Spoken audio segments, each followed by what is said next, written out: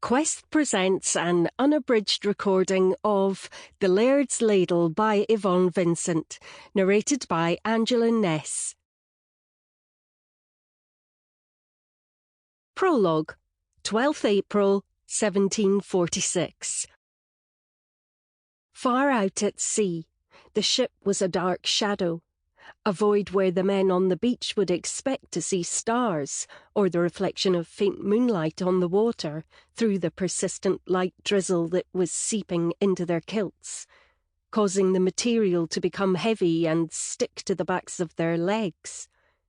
Despite the cold and the damp, the men had lit a signal fire and were in good spirits as they watched two small wooden boats approach the beach.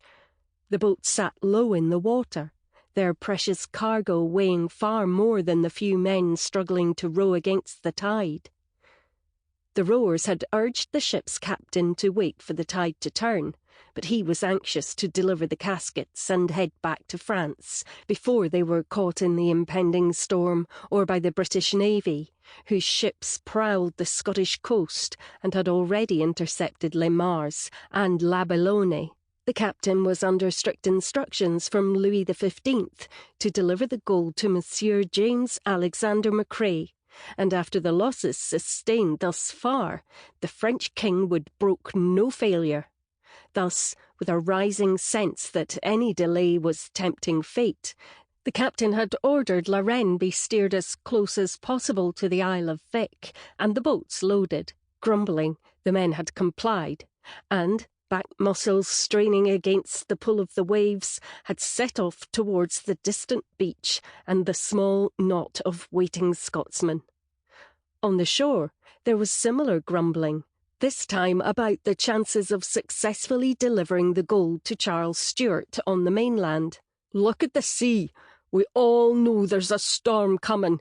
I canna see how we're going to get it to the mainland before we get cut off, James Alick." James Alick, a man used to towering over others, looked up at his even larger friend. "Ach, stop being such an old woman, Bruce," he snapped.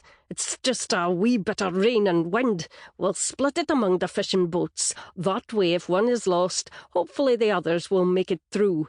They've only got to get us as far as Peterhead." "Aye, that's fine for you to say.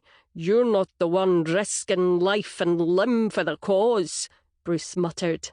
"Speak for yourself. If anyone is caught, it'll be my head on a spike outside the Tower of London. So either stop your moaning or get yourself home to marry." Sample complete. Ready to continue?